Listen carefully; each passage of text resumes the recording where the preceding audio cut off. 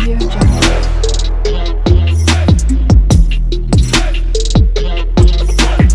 Audio Jungle.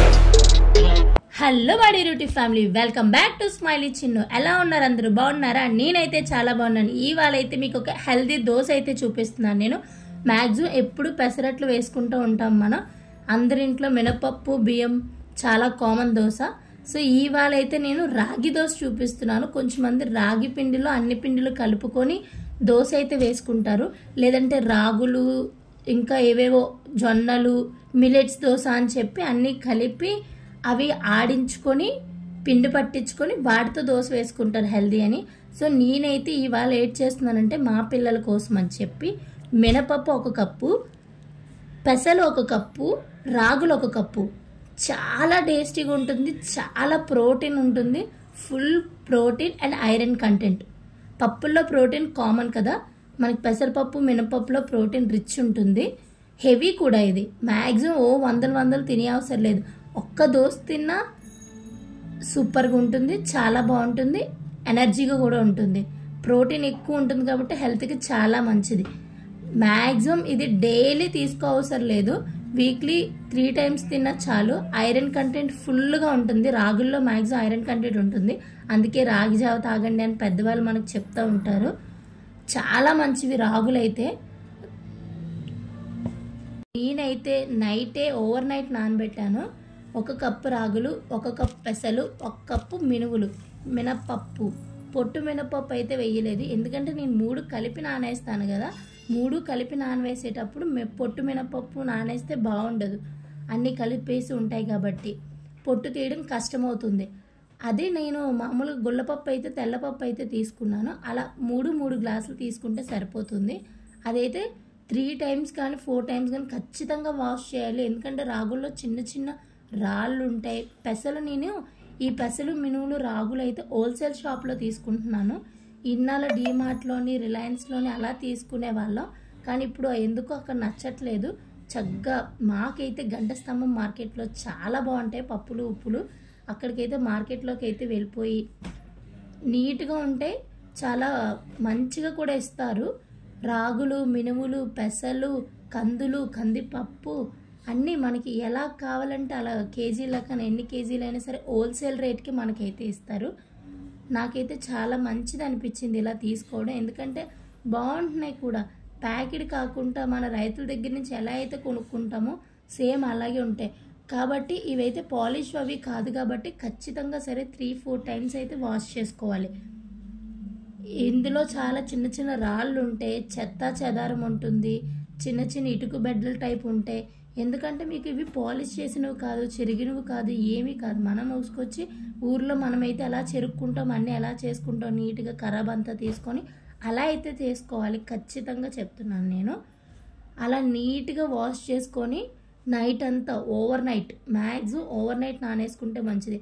చాలా వరకు 4-3-6 hours అయితే నానేస్తే చాలా అనుకుంటాం, కానీ ఓవర్ నైట్ నానేయటం వల్ల దోశ చాలా బాగుంటుంది, స్పాంజీగా ఉంటుంది, క్రిస్పీగా కూడా ఉంటుంది. మీకు దోశ ఎప్పుడైనా సరే ఓవర్ నైట్ నానేసింది అయితేనే చాలా బాగుంటుంది. మనం పిండి అయినా సరే బియ్యం మినుములు పట్టించేటప్పుడు ఓవర్ నైట్ నానేసుకొని మరుసటి రోజు రుబ్బుకొని అప్పటికప్పుడు దోశ వేసుకుంటే చాలా హెల్దీ. 2 రోజులు 3 రోజులు పులిసిన దానికన్నా ఇలా తింటే చాలా మంచిది. 1 గంట 2 hours నానేసి రుబ్బేసింది కన్నా ఓవర్ నైట్ నానేస్తే చాలా మెత్తగా ఉంటుంది, క్రిస్పీగా కూడా ఉంటుంది, చూడ్డానికి కూడా దోశ చాలా పర్ఫెక్ట్గా వస్తుంది. ఏదైనా సరే మనం గ్రైండ్ చేసుకునే విధానం బట్టే వస్తుంది దోశ అయితే. చాలామందికి దోశ క్రిస్పీగా తింటారు, కొంచెం మంది చాలా మెత్తగా తింటారు, కొంచెం బాగా కాలేలా తింటారు, కొంచెం మంది కొంచెం మెత్తగా అదే పిండి పిండిగా తింటారు. ఇన్ని రకాలుగా ఎవరు తింటారమ్మా తల్లి అని మీరు నన్ను అడగొచ్చు, కానీ తింటారండి బాబు. నా లైఫ్లో నేనే చాలామందిని చూశాను, దోశని దోశలా కాకుండా చాలా రకాలుగా తినేవాళ్ళు ఉన్నారు. నేనైతే ఓవర్ నైట్ నానేసేసాను. ఓవర్ నైట్ నానేసి మార్నింగ్ లేసి చూస్తే ఇలా నురగ కట్టేసి ఉంటుంది. ఆబ్వియస్లీ పెసలు కదా, పెసరపప్పు అలాగే నురగ కట్టేసి వస్తుంది. అది మళ్ళీ ఒకసారి వాష్ చేసుకొని గ్రైండ్ చేసుకోవాలి నీట్గా మొత్తం. ఒక 2 times ఆ వాటర్ వంపేసి మళ్ళీ వాటర్ వేసుకొని గ్రైండ్ చేసుకోవాలి. ఆ గ్రైండ్ చేసేటప్పుడు ఏంటంటే ఎక్కువ ఒకేసారి గ్రైండ్ చేసుకోకుండా ఒక 2-3 ఆయిల్ కింద గ్రైండ్ చేసుకుంటే చాలా బాగుంటుంది. గ్రైండరే పట్టవసరం లేదు, మిక్సీలో కూడా సరిపోతుంది. నేనైతే ఒక 4-5 పచ్చిమిర్చి అండ్ అల్లం, ఒక 2 స్పూన్లు సాల్ట్ వేసుకొని గ్రైండ్ చేసుకున్నాను మెత్తగా ఫైన్ పేస్ట్ లాగా. ఇప్పుడు మనం ఒక టిప్ చెప్తాను మీకు, చాలామందికి తెలిసే ఉంటుంది, కొత్తగా నేను చెప్పేది ఏమి ఉండదు. దోశ పర్ఫెక్ట్గా ప్యాన్కి అంటుకోకుండా రావాలి అంటే దోశ ప్యాన్ కాలిన తర్వాత, బాగా వేడిగా కాలిన తర్వాత దాని మీద మనం ఒక్క 1 or 2 డాట్స్ వేసుకొని ఆనియన్ కట్ చేసుకొని ఆ ఆనియన్తో మొత్తం స్ప్రెడ్ చేయాలి. నార్మల్గా చీపిరి అది ఇది వాడతారు కదా మనకి హోటల్స్లో, అలా కాకుండా ఆనియన్ యూస్ చేస్తే చాలా నీట్గా వస్తుంది దోశ.